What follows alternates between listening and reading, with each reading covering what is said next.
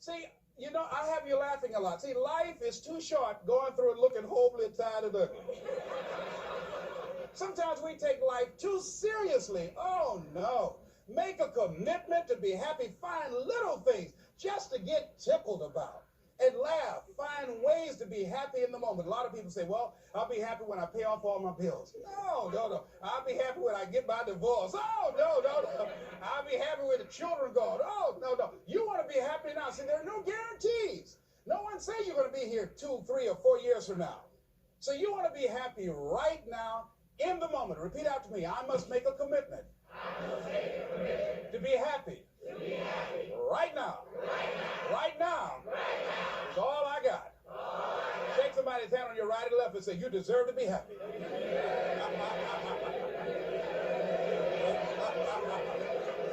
Make a commitment. Peace, peace, peace, y'all. Rob Blackstorm here. Licking my lips, a little ashy. How's everybody doing?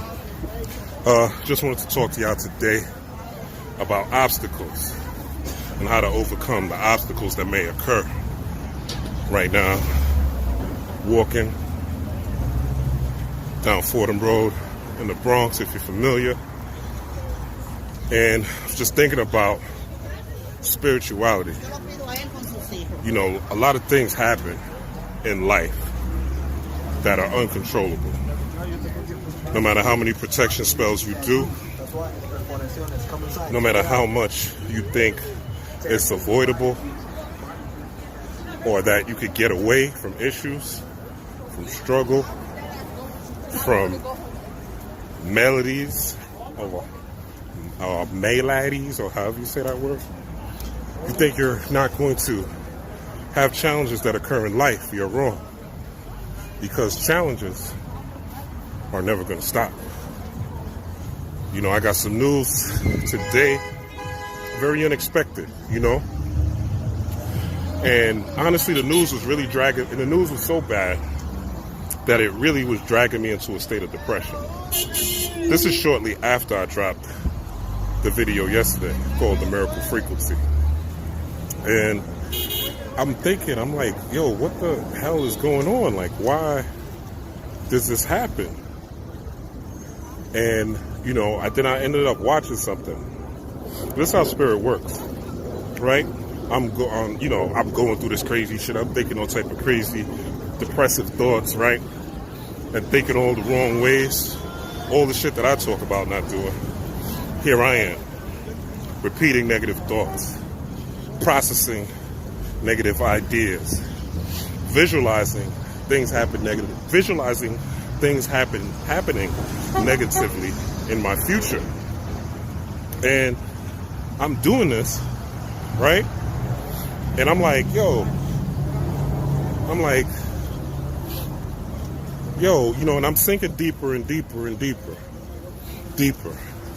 And I'm programming my subconscious with all these negative thoughts, all these negative visions, all these negative ideas. And I'm basically planting seeds in my mind of a negative future.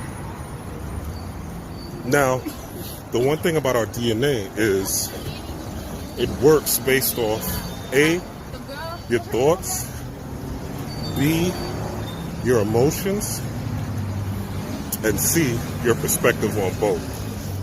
So your thoughts, your emotions, and your perspective on both. So if you're taking in a thought, or a thought that's negative, a vision that's negative, you're going to feel that emotion. Because words have power, right? If I say, you know, go to hell, motherfucker, it's different than if I say, go to hell, motherfucker. Different energy, right? So every thought has an emotion backing it. Every vision has an emotion backing it. Everything that is in your imagination has an emotion backing it. So I'm going through the dark night of the soul last night, you know? I'm going through my version of hell. You know, I'm like, damn, why the fuck did this shit happen? Like, what's going on? Like, what's going on? And how spirit worked was, the first thing that happened was I was watching So after that, you know, I'm going through whatever. I'm like, let me just detox for a minute. You know, let me step away from thinking about this shit. You know, I turned on Snowfall, the final episode of Snowfall.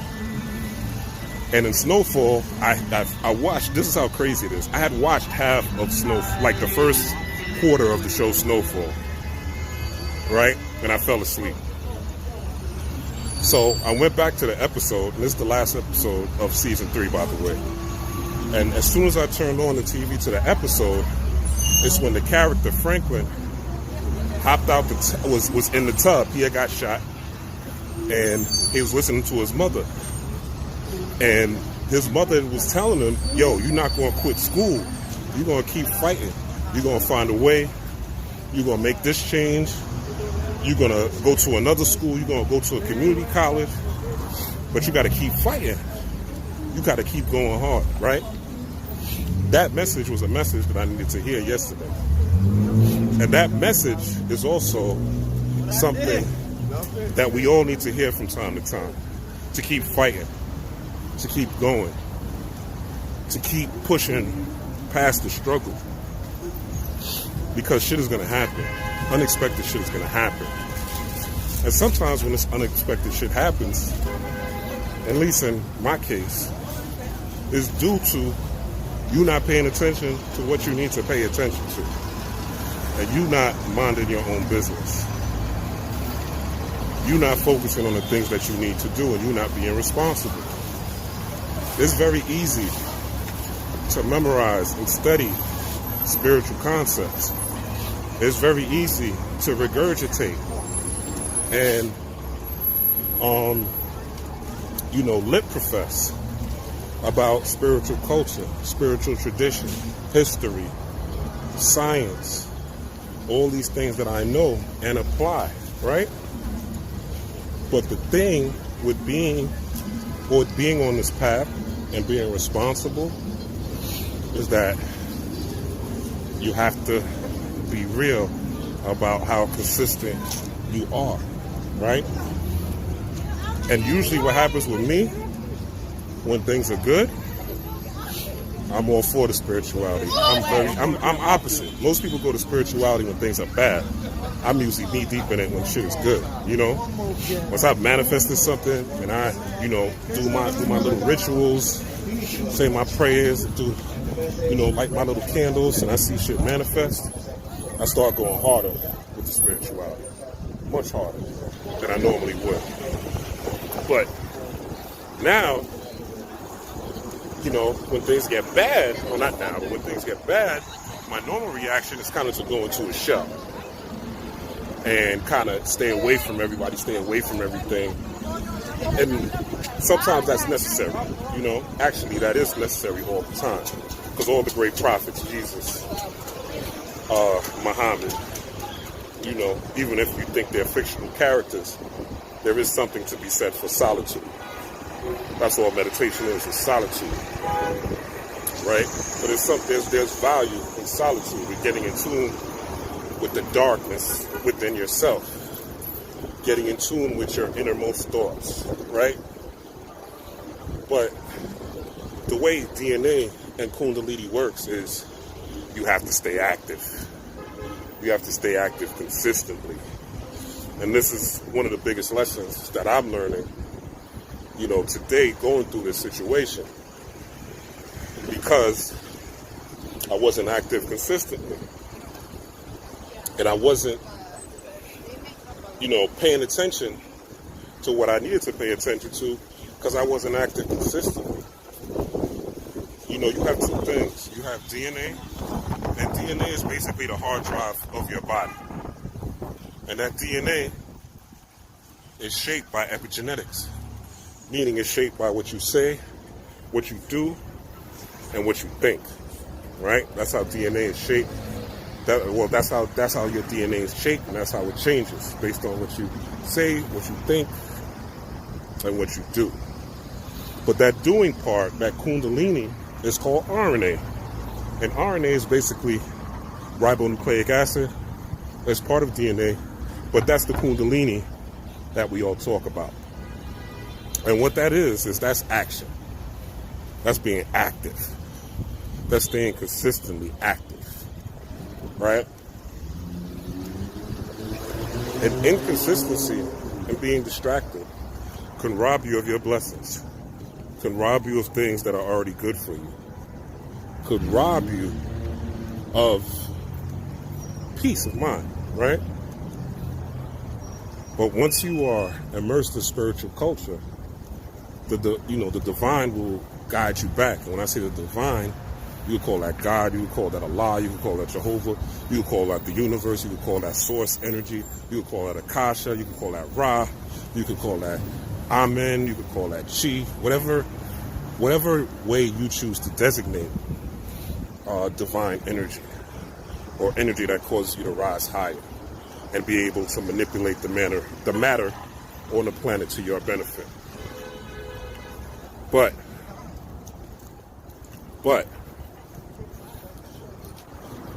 without you tapping in, that can't happen. Without you staying consistent, that can't happen. When the hardship hits, what do? What is your coping mechanism? Right? What is your coping mechanism? Weed is cool. You know, if you got some stress and you just need to relax a bit, it's cool. But weed can't be your only coping mechanism for when shit happens. Sometimes your coping mechanism is to get off your ass and handle your business. Sometimes your coping mechanism has nothing to do with lighting a candle. Has nothing to do with just meditating. Has nothing to do with, deities and archons. It has to do with you. It has to do with you. And it has to do with how active you are. If you got a purpose, you got a goal, go after it. Be diligent. Let that Kundalini rise and cause you to take action. Even with this YouTube channel, And again, I'm giving it to y'all real. I'm not going to lie to y'all and put up some fake, image. Even with this YouTube channel, I should be doing like 4 or 5 videos a week, 3 to 4 videos a week. If I really want this channel to pop the way I say I want this channel to pop, right? But I haven't. That's me not being responsible. That's straight up me not being responsible. And even though I'm repetitious in other things, like studying and meditation and, honoring the moon and all that,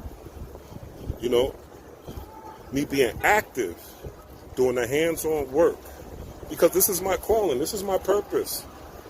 Teaching spirituality, doing readings, doing counseling, helping people raise their vibration. This is my purpose. I know it is. I know it is. But if this is my purpose, and this is what I want to do for the rest of my life, then I have to be active. I have to let's put it this way. You could be regular out here. You could be a regular man, a regular woman, right? I'll give y'all a good New York background to look at while I talk. You could be a regular man. You could be a regular woman. And you could just live your life. Eat, sleep, shit, party on the weekend, and die. That's some people's purpose. You know what I'm saying? Have your little job, make your little money, and that's it. My goal is to leave a legacy, not only for myself, but for my children. And if I'm serious about that, if I'm really, really, really, really serious, then what is the work that I'm willing to put in? Every step in spirituality takes sacrifice. It takes sacrifice. You're going to have to sacrifice some nights of chilling in order to be successful. You're going to have to sacrifice some Fridays of Netflix and chilling, of chilling with the homies, of partying on the weekend in order to be above average. If you live in a hood, you live in broken down communities, you're in a fucked up relationship, you're in You're in poverty. You are suffering all the time. You have to really, really look at yourself. Use the candle to look at yourself. Don't just use the candle and do candle magic in order to make something happen. Don't just get money drawing herbs in order to make something happen. Use the energy from the money drawing herbs, from the candle, from the ritual, so that it could, and then when you do that, that's energy that you're putting out into the universe. So you have to ride that wave of energy. It's just like surfing. You gotta surf that wave and stay on your paddleboard so that you don't drown. Because if you don't surf that wave, you're gonna drown. You're not gonna achieve your goal of surfing on top of that wave and getting to dry land or getting to safety. So my message, as humbly, I know it's not a lot of science, not a lot of clippings, but my message to everyone that's hearing my voice here today, from my own life experience, go hard. Whatever your purpose is, whether it's music, whether it's spirituality, whether it's being a god, you could do whatever it is. Go hard and use the energy of this magic to propel you forward. But do not rely on the deities, do not rely on the candle, do not rely on the herb, do not rely on the God to make it happen for you. You go make it happen for yourself. God helps those who helps themselves. That's how it is. And you know what? On your way rising up, Les Brown said this, when a plane rises, when a plane rises, initially, what do they tell you? They tell you put on your seatbelt, right? They tell you put on your seatbelt because there's going to be turbulence. There's going to be turbulence on the way up. And that's what and that's how I'm looking at these life challenges. There's just turbulence for me on the way up. And it's literally exposing my character flaws when these shits happen. So they're lessons. You know what I'm saying? They're lessons. Whatever you're serious about, this is what you're using the magic for, so that you could be one with God, so that you could walk with the gods, so that you could be used by the deities that you're working with, so that you could manifest God here on earth. That's the goal. You want to tap into spiritual power, clairvoyance, clairaudience, remote viewing, all these tools, be a great reader, right? It takes practice. Nothing just comes overnight. And nothing's just going to be handed to you because you light a candle, and because you burn some herbs, or cook some herbs, or because you take a bath, or because you put on some oils. If you don't change your character flaws, none of this shit is going to work. If you don't work with the energy you're putting out, you're a woman, you go buy some come to me oil or some love potion oil from a practitioner of magic. You buy some love potion oil or some come to me oil. But you sit in the house. You don't go out. You don't put on some nice perfume. You don't put on your best wig or weave, right? And if you a dude, you want a woman. You do the same thing, right? But you don't look nice. You haven't learned how to talk to a woman. You're not studying how to conversate with a woman. You haven't read The Art of Seduction, none of that. But you just want something to come to you. It's not going to happen. It's not going to happen.